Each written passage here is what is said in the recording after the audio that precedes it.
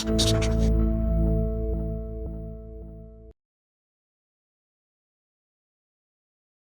I fit that definition of a female Muslim? What is it about me that makes you associate with that word, female Muslim? Is it the way that I look, the way that I dress, the way that I behave? Why do I fit that definition? Growing up, I always heard that Islam oppresses women. And a small part of me believed that to be true. You see, as young girls and boys, we're always taught to blindly believe in our faith without questioning it. But how do you defend a faith when you don't have the answers to the questions that you're asked?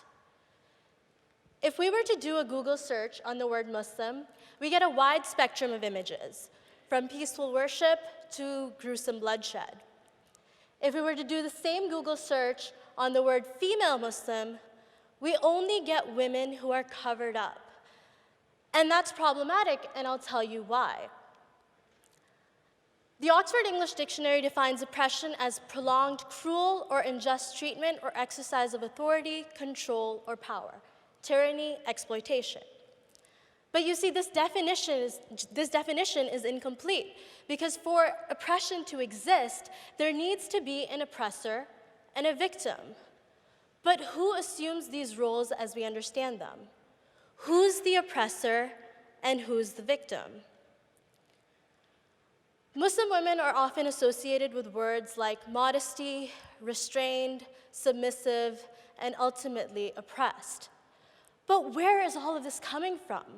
The mere symbol of clothing in the form of modesty cannot be the reason why Muslim women are associated with these words.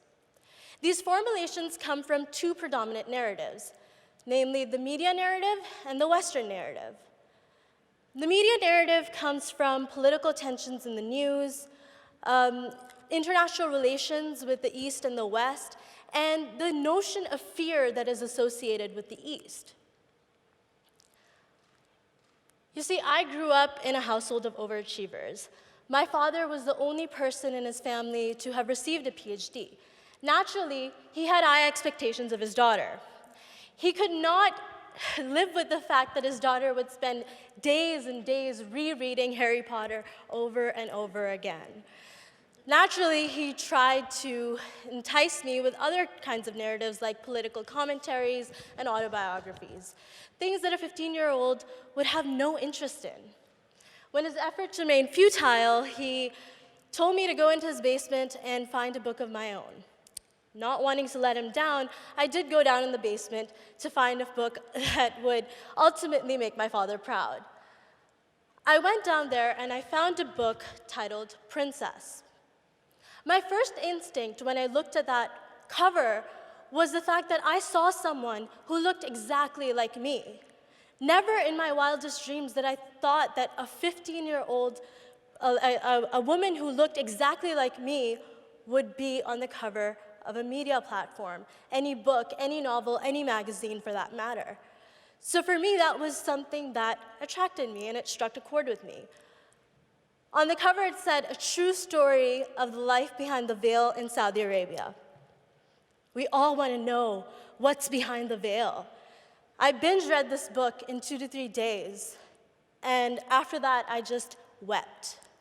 My worried mother came into my room and said, "Why are you crying so hysterically?" And the one thing that I said to her was, "God hates women." And you see that all of the discriminations that happened to this woman in this book were backed up by Quranic texts. And so my 15-year-old self couldn't understand why God would hate women. My father came into the room, took that book away from me and said, "Just because one narrative has given you the wrong impression of what the Muslim community is like does not mean that all Muslims are bad. There are good Muslims and there are bad Muslims." At that time, I didn't understand that. I was too young to understand it, and I just thought my father was defending his own kind. Fast forward 6 years, and I did research on my own. This book was written by a Western woman who misinterpreted all of the texts that she had referred to in the story.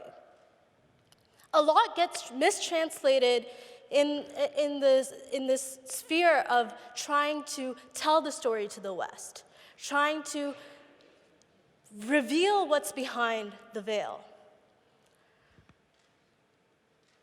One quote that really gets misinterpreted is this one.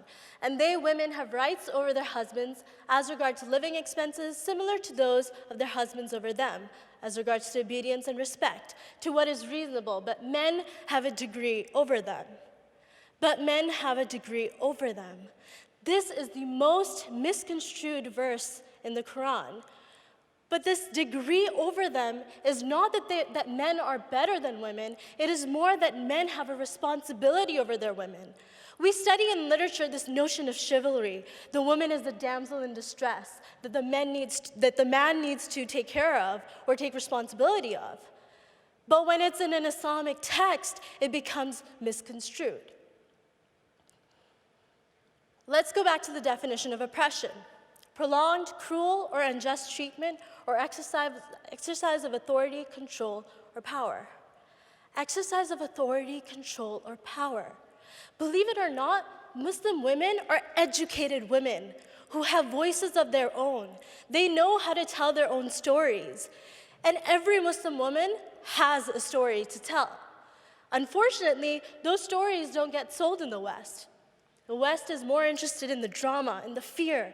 These notions of Islamophobia, terrorism, all come from these media and Western narratives. So where do we find the story of the Muslim woman? This leads me to the personal narrative. As an undergrad student, I did a lot of research, and I primarily did English literature. And my biggest hero from English literature was Mohja Kahaf. She is a Muslim writer, novelist, and poet. She's a professor at the University of Arkansas, and she writes mostly about diasporic experiences, and in particular, the immigrant experience, living between the West and the East. And my most favorite collection of her poems is Emails from Shahrazad, which contains a series of poems called the Hijab Scenes. And my most favorite poem from that book is Hijab Scene number 7. No, I'm not bald under the scarf. No, I'm not from that country where women can't drive cars. No, I would not like to defect. I'm already American, but thank you for offering. What else do you need to know relevant to my buying insurance, opening a bank account, reserving a seat on a flight? Yes, I speak English. Yes, I carry explosives. They're called words, and if you don't get up off your assumptions, they're going to blow you away. Where does this narrative come from? This comes from these preconceived notions and judgments that we bring to the table through the media and Western narrative. Similarly, another book titled The Girl in the Tangerine Scarf explores this idea of a woman trying to find her spiritual identity, trying to find out what it means to be an immigrant in the American society.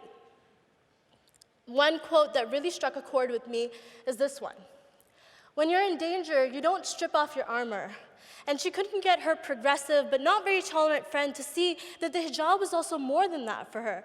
It was the outer sign of an inner quality she wanted to be reminded of, more often than she could manage to remind herself without it. No matter how much of a feminist you talk me into becoming, Simi, I won't let go of my hijab. This notion that feminism and Islam are polar opposites is completely misconstrued in the media. When you take away the right for a woman to dress the way that she wants, you're essentially controlling her, oppressing her through what you believe is right or wrong.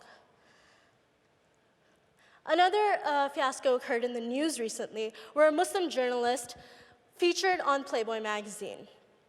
Now, Noor Tajuri got a lot of hate for being featured on a magazine that was primarily, or started off to empower women through nudity. But the fact of the matter is, she did not go on this magazine to show to the world that it's okay to be nude. She actually tried to explain how the hijab in itself was a symbol of empowerment. But again, these ideals of modesty that are put on these women in trying to show the world what it's like for them to be a Muslim woman is so hard for the society to understand. In my opinion, what she did was so commendable because not many young Muslim girls even imagine to be on a media platform like this one. She gave women that empowerment, that feeling of strength that they can do what it takes to show their societies that they're much more than what the media and what the other societies think of them. My father always taught me to be his equal. He never put limitations on what I could or could not do.